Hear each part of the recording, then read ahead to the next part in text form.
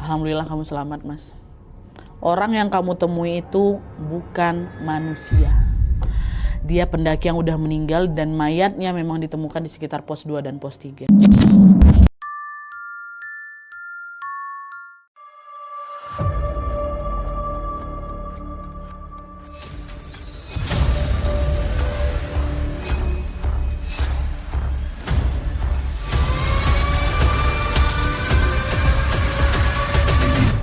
Subscribe Animasi Cerita Horor. Hey, assalamualaikum warahmatullahi wabarakatuh. Terima kasih sudah klik video ini. Gimana kabar kalian semua wae? Semoga sehat-sehat ya. Karena seperti biasa di malam ini aku akan nemenin kalian lagi dengan menceritakan satu kisah horor Wawa. Kalian yang suka naik gunung Wak pasti relate kali sama kisah ini, yaitu tentang pengalaman Wawa waktu pertama kali mendaki gunung yang ada di Jawa Tengah. Pengalaman pertama itu kan pasti nggak akan bisa terlupakan kali ya kan Wak. Apalagi kalau di sepanjang perjalanan ini terjadi hal-hal menyeramkan yang bikin bulu kuduk kita itu merinding, meremang. Udahlah pertama dibikin merinding gitu loh. Begitulah yang terjadi sama Wawa. Sejak awal dia ini memang udah dibikin deg-degan sama hawa dingin yang tiba-tiba nusuk tulang sampai gongnya, yaitu kejadian mistis pada saat perjalanan turun. Penasaran apa yang terjadi sama Wawa dan kenapa semua ini bisa terjadi? Tanpa berlama-lama kita langsung masuk aja ke ceritanya ya. Check it out.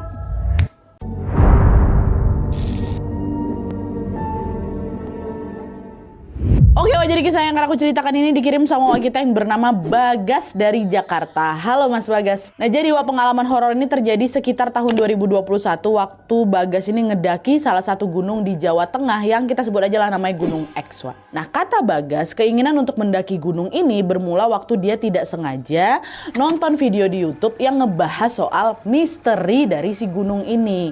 Katanya di balik pemandangan alam yang indah, gunung ini menyimpan banyak sekali kisah mistisnya. Bukannya takut sama kisah itu, si Bagas malah penasaran Wak. Dan sejak saat itulah aku jadi pengen kali dia daki gunung itu, kata si Bagas. Bagas pun mulailah nyari info lagi nih soal pendakian itu di sosial media. Terus dia nemuin Wak, ada salah satu open trip yang menawarkan pendakian ke gunung ini di bulan Oktober 2021. Nah karena di tanggal itu Bagas ini juga lagi senggang, tanpa pikir panjang dia pun langsung daftarlah ke open tripnya ini. Entah kenapa si Bagas tuh excited kali Wak, padahal sebelumnya kan dia tuh gak pernah daki gunung ya kan. Dan ini akan menjadi pendakian pertamanya. Aku udah nggak sabar kali Nadia. Sebagai pendaki pemula, Bagas juga belum punya teman sama sekali. Dia sendirian datang ke sana Wak. Tapi untungnya si ketua open trip yang bernama Bang Yono itu bilang, udah kamu nggak usah takut sendirian. Pendakian kita ini bakal rame-rame kok. Karena total yang daftar ada 35 orang. Karena kan open trip kan Wak. Nanti di sana kamu juga bakal dapat banyak teman baru, kata si Bang Yono ini. Dahlah singkatnya, hari yang ditunggu pun tiba Wak. Di tanggal 9 Oktober malam, Bagas berangkat dari rumahnya menuju ke titik kumpul. Di sana Bagas ketemu sama peserta open trip lainnya ya. Terus mereka ngelanjutin lah perjalanan ke Jawa Tengah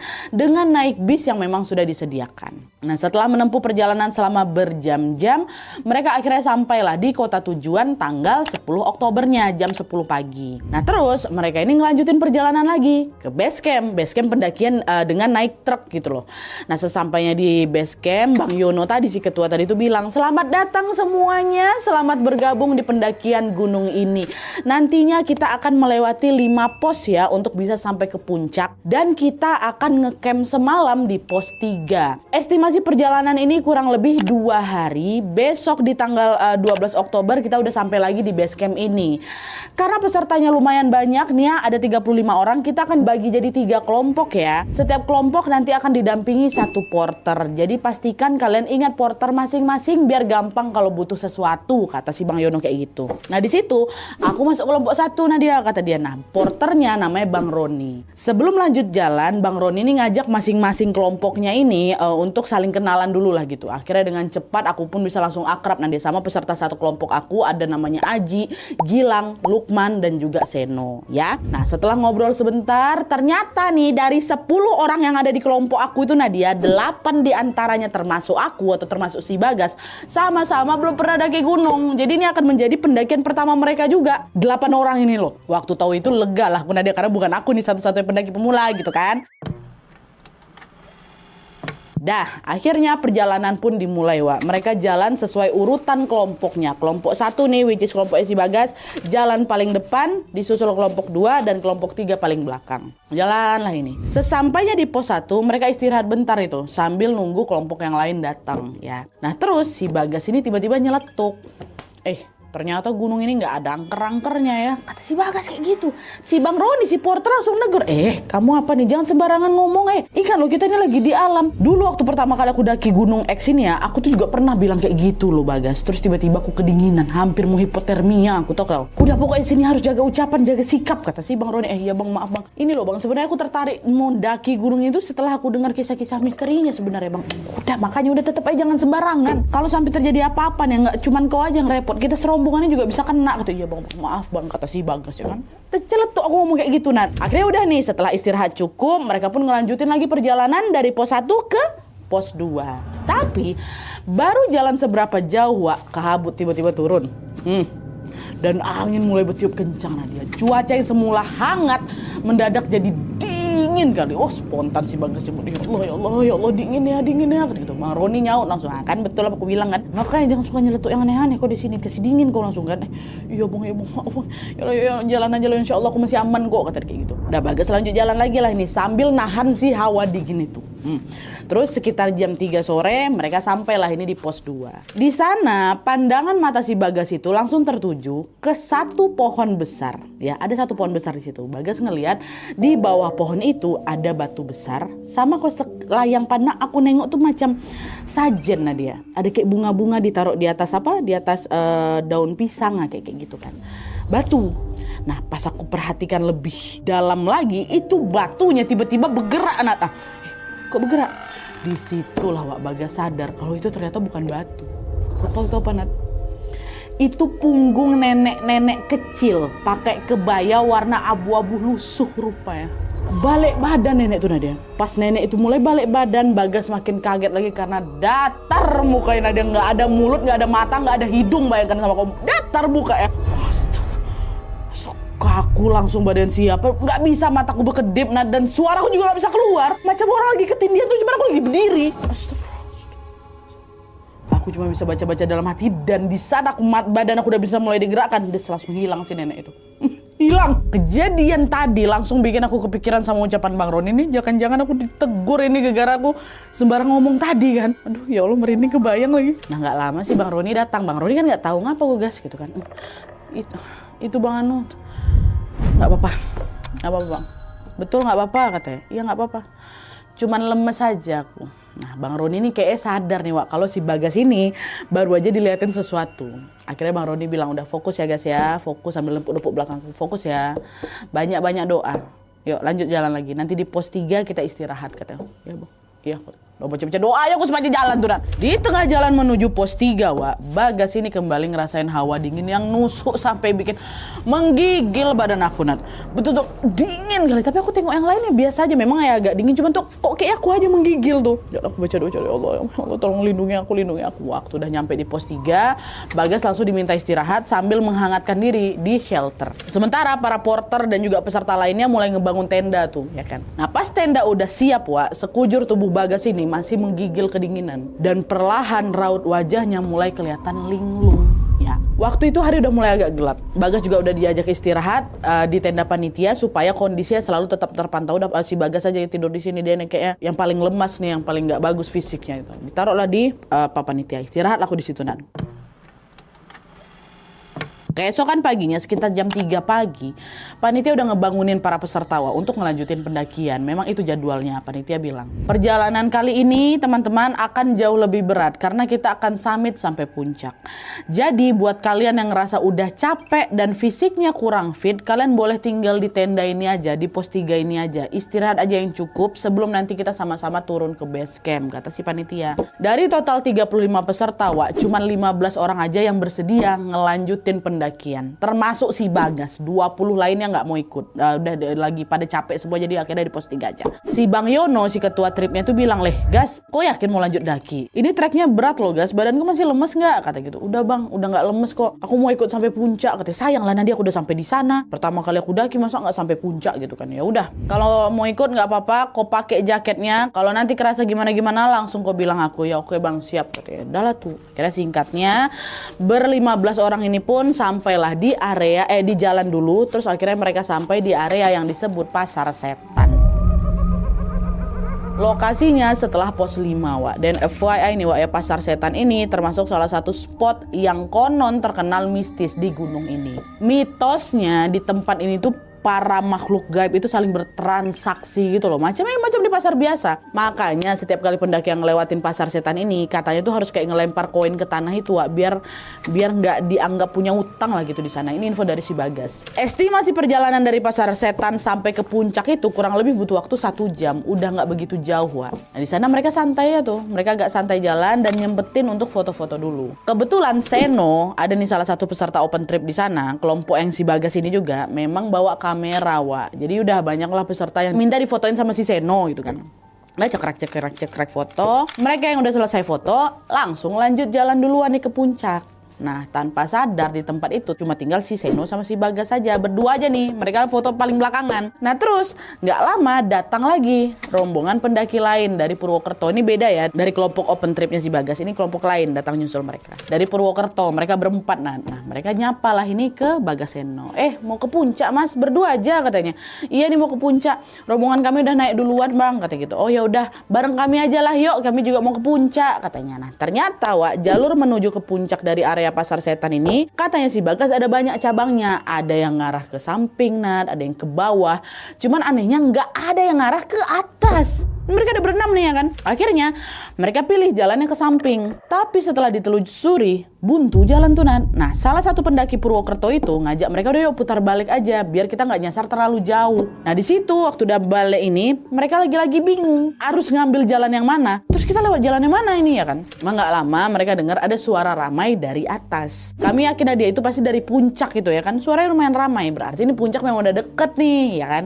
Akhirnya mereka cobalah nyusurin semua cabang jalan itu satu persatu. Dan setelah lumayan lama tuh kami muter-muter, dia 2 jam kami muter. Akhirnya mereka berenam ini berhasil lah nemuin jalan ke puncak, termasuk si Bagas sama si Seno ya. Sesampainya di puncak, para peserta dan panitia open tripnya si Bagas ternyata memang lagi nungguin Bagas sama Seno. Mereka heran, udah lewat dari 1 jam kok Bagas sama si Seno nggak nyampe-nyampe ya kan. Mereka ditunggu sama mereka di atas. Nah Bang Yono langsung nanya, kalian lewat jalur mana kok lama kali? Bagas bilang, nggak tahu jalur apa Bang, pokoknya tadi kami sempat nyasar. Terus kami muter-muter dulu katanya. Tapi kalian ngelewatin gardu kan katanya. Gardu apa? Nggak ada, kayak sepanjang jalan nih kami nggak ada ngeliat gardu lah Bang, kata si Bagas. Yang betul, kalau mau ke puncak pasti ngelewatin gardu loh katanya. Nggak ada Bang, nggak ada kan Sen? Nggak ada Bang, nggak ada. Abis dari Pasar Setan tuh, iya yang kami tengok ya banyak jalan bercabang aja Bang. Kami nyusurin satu-satu itu jalannya, makanya lama nih. Dan kami juga nggak ada ngeliat gardu sama sekali. Astaga Tuhan, nyasar kalian tuh di Pasar Setan. Banyak loh pendaki yang hilang di Pasar Setan. Ini syukurlah kalian masih selamat. Udah jangan mencar-mencar lagi lah ya. Nanti turunnya hati-hati. Hari ini cuma 1 jalan aja ke puncak. Kok bisa kalian nengok ada beberapa cabang jalan? Jadi kayak mereka tuh lagi disasar-sasarnya di Pasar Setan itu, Wak. Waduh ngeri itu kalau langsung deg-degan lagi tuh Nan. Karena kami pikir tadi tuh kami nyasar karena memang nggak hafal atau nggak tahu jalan ya kan. Ternyata kami lagi diputer-puterin di sana. Alhamdulillah kami nggak kenapa-napa. Dan sesuai arahan Bang Yono, Bagas akan lebih hati-hati lagi waktu jalan turun nanti, Wak. Ya oke, baik, aku harus fokus. Aku lagi di puncak ini pendakian pertama aku harus turun dengan selamat. Fokus gitu kan. Dah. Tapi tanpa dia sadari justru di sinilah waktu di jalan turun inilah momen paling mind blowing itu terjadi. Kira udah setelah istirahat sebentar dan puas foto-foto di puncak, Bagas sama rombongan yang ber-15 ini pun bergegas turun, Wak. Awalnya Bagas turun sama Seno, sama Aji, sama Gilang. Tapi waktu nyampe Sabana, ada daerah Sabana situ, Bagas ini kecapean, dia minta istirahat dulu. Nah waktu itu Aji sama Gilang ini tetap lanjut jalan, Wak. Ya kan, jadi yang nemenin si Bagas itu cuman si Seno aja, cuman berdua lagi kami Nadia. Nah gak lama setelah istirahat dan kami mau lanjut jalan lagi, entah kenapa Bagas ini tiba-tiba ngerasa gelisah kali aku Nadia. Gelisah kali, padahal di sana nggak ada apa-apa. Tapi aku tuh macam ngerasa kayak ada yang mau ngejar aku gitu loh. Ada dorongan kayak gitu. Nah karena ketakutan, berlari aku Nadia. Bagas berlari sekencang-kencangnya ke arah bawah, ninggalin si Seno yang tadi nungguin dia. Kaget lah si Seno, Bagas ngapain kau? Hah? Ngapa kau tiba-tiba lari? Bagas, kan diteriak-teriak sama si Seno kan. Aku gak peduli Nadia, aku terus lari tanpa aku toleh lagi kawan aku di belakang. Ya spontan Seno juga ikutan lari lah, ngejar si Bagas yang berlari habis itu. Nah di tengah jalan Bagas ini juga sempat papasan sama si Gilang. Gilang tuh loh, Gilang yang ninggalin dia duluan. Sempat papasan, dipotongnya si Gilang kan. Woi gas, apa gas? Tapi lagi-lagi Bagas cuma lari aja ngelewatin Gilang tanpa jawab apa. Aku nggak tahu tuh Nadia aku kenapa bukan pengen berlari aja, takut aku. Nah karena takut juga terjadi sesuatu, Gilang juga ikutan ngejar si Bagas. Jadi ngejar-kejaran si Bagas, Gilang ngejar, di si Seno dari atas ngejar juga. Di momen ini aku betulan nggak tahu apa yang sebenarnya aku takutin Nadia. Yang jelas rasa takut aku tuh yang bikin aku pengen cepat-cepat kabur dari tempat itu. Dan Bagas ini baru berhenti waktu dia udah nyampe di pos 3. Tempat waktu mereka ngecamp kemarin tuh. Jadi dari atas, dari Sabanda sampai tuh berlari aja aku terus. Dan kebetulan di pos 3 ini udah ada Aji. Nah ngelihat Bagas yang panik, yang udah ngos-ngosan ini, si Aji ini langsung nenangin dia kan. Ngapa kau Gas, tarik napas dulu. Ngapa sampai lari-lari kayak gitu? Aku takut Ji, takut aku. Takut apa? Gak tahu aku, tapi aku takut kali kata. Seno mana? Aku tadi bukannya masih Seno ya? Masih di atas. Tadi aku juga papasan sama si Gilang. Gak tahu, udah aku tinggal aja. Ngapa kau nih? Yaudah aku tenang dulu lah, tunggu mereka ya. Gitu. Dah, akhirnya beberapa saat kemudian si Gilang sama si Seno pun akhirnya nyusul lah, nyampe juga di pos 3 kan. Mereka kelihatan panik juga langsungnya. Kok ngapa Gas? Udah aku nggak apa-apa kok. Maafin aku ya, nggak tahu aku takut. Dijelasin lagi sama si Bagas. Tapi ya udahlah, ngelihat kondisi Bagas ya udah agak aman ini. Mereka milih udah nggak mau nanya apa-apa lagi soal kejadian yang tadi tuh. Udah dibiarin aja sama mereka. Istirahatlah dulu sambil nunggu instruksi dari panitia soal perjalanan turun menuju ke base camp. Ya, sampai di pos 3. Nah waktu itu Bagas ini duduk ngelingkar sama Seno, Gilang, Aji sama Bang Yono juga si ketua open trip ini. Nah pas mereka lagi asik ngobrol, Bagas nggak sengaja ngelihat ada pendaki laki-laki Nadia lagi duduk sendirian di ujung jalur pendakian. Si pendaki ini kelihatan asing, dia bukan rombongan dari kami. Nah awalnya Bagas cuek aja. Sampai tiba-tiba si pendaki itu nyamperin kami Nadia. Saat dia samperin dari jarak dekat baru kelihatan pucat kali muka dia macam orang sakit. Bajunya juga lusuh. Ini yang nengok bukan aku aja, ini yang ada di lingkaran tuh juga nengok. Si Aji sama si kawan-kawan yang tadi itulah. Nah gitu duduk dekat depannya si Bagas. Depan aku, nah dia duduk. Bang, ada sisa makanan gak bang? Saya lapar. Temen saya ninggalin saya katanya. Walah patutlah pucat muka si kawan ini, lapar dia rupanya, kasihan kali gitu kan. Nah Bagas langsung ada bang, keluarlah wafer. Nih bang makan aja lah, aku masih ada wafer ini, makan aja gitu kan. Nah pendaki itu pun langsung nerima, makanlah dia si wafer itu sambil juga ngajak ngobrol mereka yang lagi duduk ini. Ditanyalah sama si pendaki itu, kalian dari mana, asalnya dari mana? Nih Bang Yono jawab, beda-beda bang kami rombongan trip soalnya. Oh pantesan, ramai kalian ya gitu kan. Iya bang, abang dari mana? Aku Kamal, aku dari Solo katanya. Oh iya, abang daki sama siapa? Ada beberapa kawanku dari Solo juga, tapi mereka udah turun duluan. Soalnya aku jalannya lama. Ini sepatuku udah jebol, kata si Kamal, kasihan lah. Oh ya udah bang, gabung sama kita aja. Bentar lagi pun kita mau turun kok, katanya. Iya boleh, makasih ya. Weh, udah mau aja aku join di sini, kata si Kamal. Dah lah tuh. Gak lama kemudian mereka pun mulailah jalan turun. Yang tadinya masih jalan sama-sama serombongan, lama kelamaan mereka mulai kepisah-pisah. Yang masih kuat pada jalan duluan ini di depan, dan yang udah capek pada ketinggal di belakang. Dan waktu itu kedua kakinya si Bagas ini sakit full Nat. Kedua kaki aku sakit pegal karena aku habis lari full kan dari puncak sampai pos 3 itu baru kerasa sakitnya. Akhirnya Bagas ini termasuk yang jalannya agak ketinggal ya. Nah begitu juga dengan Bang Kamal tadi kan sepatunya jebol kan maka dia cuma bisa jalan pelan-pelan aja. Jadilah di situ Bagas berdua aja sama Bang Kamal jalan. Nah pas sudah hari udah agak sore itu mereka akhirnya sampai di pos 2. Di sana mereka cuma istirahat bentar terus lanjut jalan lagi. Mereka nggak mau lama-lama tuh di sana karena kan perjalanannya juga masih agak jauh ya kan, masih harus ngelewatin pos 1 lagi baru lanjut ke base camp. Tapi karena udah kecapean di titik ini aku udah mulai nggak fokus Nat. Perhatianku cuma tertuju ke jalan setapak yang arah ke bawah. Aku ikutin aja jalan itu, aku ikutin aja ntar juga sampai gitu kata si Bagas. Cuman setelah berjam-jam lamanya entah kenapa kami berdua nih belum juga nyampe di pos 1 Nadia. Resah lah aku ini, apa nih kok gak nyampe-nyampe, ini nyasar lagi nggak ini. Perasaan kemarin waktu berangkat nggak sejauh ini lah, harusnya kan naik lebih lama, turun lebih cepat, naik 1 langkah, turun 2 langkah ya kan. Ini kenapa kok turunnya jauh kali. Kayaknya nggak sejauh inilah gitu. Waktu itu langit udah mulai gelap tuh, Wak. Karena minim penerangan juga, Bagas harus ekstra fokus nih sama kondisi jalan supaya dia nggak kesandung. Aku juga nggak sampai merhatiin kondisinya Bang Kamal lah. Aku cuma fokus ke jalan supaya aku cepat sampai gitu kan. Sampai tiba-tiba dia dengar ada suara orang jatuh di belakang dia, gedebruk gitu kan. Waktu ditengok rupanya Bang Kamal, Wak. Ambruk Bang Kamal. Bang, kenapa Bang? Di situ muka Bang Kamal udah pucat kali, udah pucat sepucat-pucat. Aku capek, Gas. Udah gak sanggup lagi aku jalan. Bang, jangan ngomong kayak gitu, Bang. Ayo kita jalan lagi yuk. Kuat-kuatin lah yuk. Aku bantu nih, ha. Aku gak kuat, Gas. Kok sekarang jalan sendiri aja ya, Gas ya. Gak apa-apa, aku bisa kok, katanya. Apa nggak panik aku Nadia di situ? Selain karena kondisi fisik aku juga capek, ya takutlah aku Nadia. Ini pendakian pertama aku. Jelas aku juga nggak hafal medan ya kan. Ditambah lagi kondisi langit juga udah mulai gelap Nadia. Dan cuma tinggal kami berdua aja di sana. Nggak ada pendaki lain. Pendaki aku rombongan juga nggak kelihatan. Mana mungkin juga aku tega ninggalin si Kamal ini sendirian. Bang, janganlah Bang. Udahlah aku di sini aja lah nemenin Abang. Di atas kan masih banyak pendaki itu. Kita tunggu aja lah, siapa tahu ada yang bisa nolongin. Dah kita istirahat aja di sini. Si Kamal bilang lagi, jangan. Kau harus cepat turun sebelum nanti langit makin gelap loh. Bahaya lama-lama kau di sini. Udah kau ikutin aja jalannya. Pokoknya ambil aja jalan yang besar. Jangan kau belok ke jalan setapak.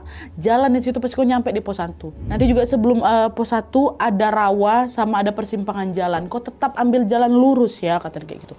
Denger itu makin panik aku Nadia. Aku turun gunung sendirian. Udahlah. Pemula lo aku ini pasti seram kali kan. Nah, ngelihat Bagas yang ragu-ragu kayak gini, Bang Kamal bilang lagi, Gas, kau tuh orang baik. Makasih ya, kau udah ngasih aku makanan. Dan sekarang kau pulang aja. Kau pasti sampai. Gak usah kau cemasin aku. Aku juga udah sampai kok. Itu kata Bang Kamal. Bang, gak apa-apa Bang, gak apa-apa. Dah pergilah kau, katanya.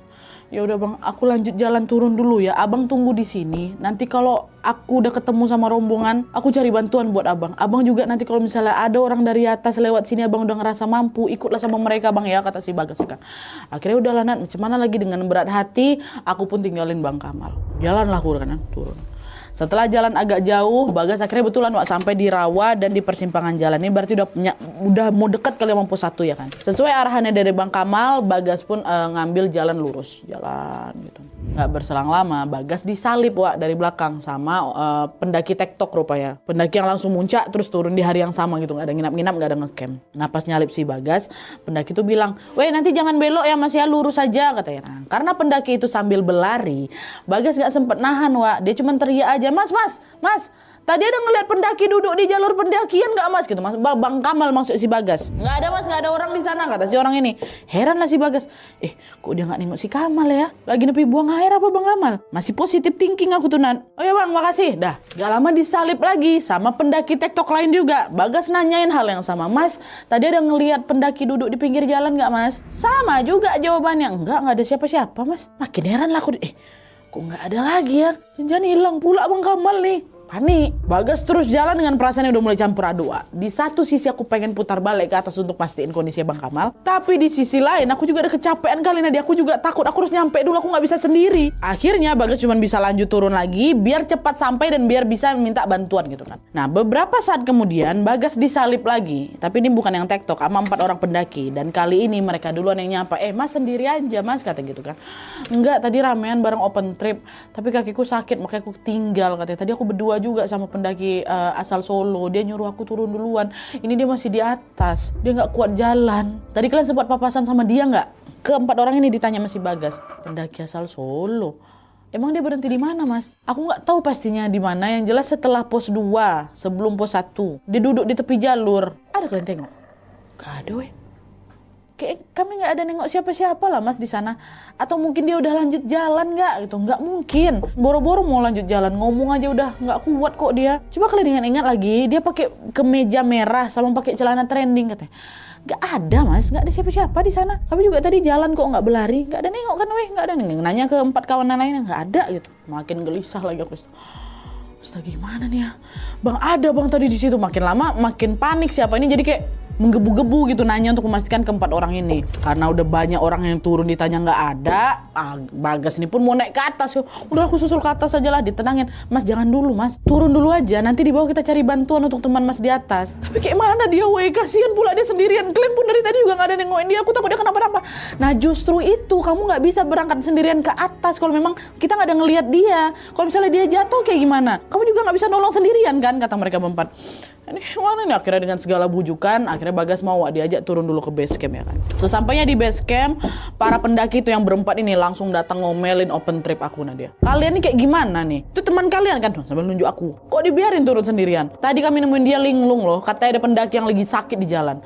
Di sepanjang jalannya dia bilang kami nggak ketemu siapa-siapa. Selain dia nih Bang Yono si ketua open trip yang dengar omelan itu juga langsung klarifikasi, Bang kami nggak ninggalin Bagas sendirian Bang. Tadi Bagas tuh emang turun berdua sama pendaki lain asal Solo namanya Bang Kamal katanya. Tapi kami nggak ketemu siapa-siapa di jalur pendakian itu selain si Mas Bagas ini. Mungkin waktu kalian lewat Bang Kamal itu lagi buang air. Udah kita coba tanya dulu aja lah ke si Bagas ini gitu kan, kata si Bang Yono. Bang Yono langsung lah nanya ke aku Nadia soal kejadian tadi. Aku pun ngejelasin lah semuanya ya kan. Nah di akhir Bagas itu bilang, kita cari Bang Kamal yuk, kasihan weh dia lapar, dia sendirian. Kok dia kenapa-napa gimana gitu. Bang Yono bilang lagi, Bagas, kita tunggu aja dulu ya. Ini siapa tahu Bang Kamal udah jalan turun. Dan memang waktu itu masih banyak pendaki yang lagi turun, Wak. Nah, setiap ada yang nyampe di base camp pasti langsung ditanya, kalian ada papasan sama Bang Kamal weh yang bajunya baju merah kayak gitu. Cuman jawaban mereka semua yang turun ini selalu sama, kami nggak ketemu siapa-siapa. Nah, takut terjadi sesuatu, Bagas sama teman-temannya barulah memutuskan untuk lapor ke petugas registrasi dulu. Mereka jelasin nih semua kronologinya dari awal sampai akhir. Terus si petugas ini nanya, kalian ketemu langsung nggak sama orangnya? Siapa aja yang nengok? Kata si ini kan. Si Bang Yono jawab, kami nengok Bang. Itulah si Gilang, si Seno, si Aji, si Bang Yono, si Bang apa itu nengok. Cuman Bang yang paling lama sama dia Bagas, karena tadi itulah ya kan. Seolah tahu apa yang terjadi, si petugas registrasi ini langsung keluar dari posnya. Dia nyamperin si Bagas, ditepuk-tepuk pundakku Nadia. Petugas registrasi itu ngomong sesuatu yang bikin aku langsung shock. Alhamdulillah kamu selamat mas. Orang yang kamu temui itu bukan manusia. Dia pendaki yang udah meninggal dan mayatnya memang ditemukan di sekitar pos 2 dan pos 3. Dia memang sering nampakin diri, bukan cuma kemas saja. Kamal bukan manusia, Wak. Apa enggak Nat, baru kali itu aku menangis depan orang Nat. Menangis aku di situ. Kok iya bisa dia tuh hantu? Tadi tuh loh kami betulan ngobrol. Kami betulan jalan berdua. Yang nengok bukan cuma aku aja, Bang Yono, si Aji semua juga nengok tuh dia datang bilang lapar tuh. Dia makan kok wafer, aku ditengok juga sama kawan-kawan. Senyata itu dia. Ngerasain semuanya udah susah kali dipercaya Nat. Tapi aku langsung keingat lagi sama ucapannya Bang Kamal sebelum pisah tadi ya kan. Ingat kan Glenn? Sekarang kau pulang, kamu pasti sampai. Jangan khawatirin aku, karena aku juga udah sampai. Jangan-jangan dari kalimat itu secara tidak langsung Bang Kamal ini lagi bilang rumahku sekarang ada di gunung dan aku udah sampai di sini. Semua kejadian itu bikin perasaan si Bagas langsung campur aduk, Pak. Bang Roni si porternya bilang lagi, gak sabar gas, semoga ini gak bikin kok kapok naik gunung, kata si abang itu. Walaupun aku shock setengah mati, nah dia kejadian itu memang gak bikin aku kapok sama sekali. Di hari kemudian waktu keadaan udah lebih tenang, mendaki lagi aku gunung. Jadi pendaki betulan aku malah, gak ada aku kapok. Dan semoga di pendakian selanjutnya Bagas selalu aman dan terjaga, Wak ya. Amin ya rabbal alamin. Oke Wak, jadi itu tadi kisah pendakian pertamanya Bagas. Kisah ini tuh jadi bukti nyata dari kalimat segala sesuatunya tergantung niatnya. Kalau niatnya bagus, insya Allah hasilnya juga bagus. Tapi kalau niatnya jelek, hasilnya juga bisa jelek. Di kisah ini Bagas ini kan pengen ngedaki gunung ini dengan niat apa? Pengen ngebuktiin kisah misteri yang ada di sana ya kan? Dan ternyata betul di sepanjang perjalanan dari berangkat aja nih sampai balik, Bagas betulan ngalamin banyak sekali kejadian mengerikan kan Wak. Dan puncaknya waktu itulah Bagas ketemu sama Kamal. pendaki yang ternyata sudah meninggal di gunung itu. Cuman alhamdulillahnya di sini Bang Kamal itu nggak ada niat jahat, wah ya justru dia yang sudah nganterin Bagas ini turun, nyemangatin si Bagas ini turun. Mungkin dia tahu kondisi Bagas ini waktu itu memang udah nggak fit, bahaya kalau turun sendiri kan, maka dia deketin sama si Bang Kamal. Semoga Bang Kamal tenang di sana dan semoga Bagas dan kalian yang suka mendaki gunung selalu diberikan keselamatan dimanapun kalian berada. Ingat ya Wak ya, sayangku, cintaku, mengkekku, jangan sembarangan ngomong dan juga jangan sembarangan bersikap. Selalu waspada, hati-hati, dan jangan lupa berdoa. Oke? Baik, wah sekian dulu videonya. Terima kasih banyak yang sudah menonton. Kalau kalian suka video ini, klik like-nya. Jangan lupa komen di bawah gede dan saran-saran untuk selanjutnya. Jangan lupa nyalain notifikasi ya supaya kalian tahu kalau aku upload video baru. And as always, jangan lupa untuk klik tombol subscribe supaya kalian sama-sama tahu informasi menarik dan menegangkan dari channel aku. See you next video. Bye.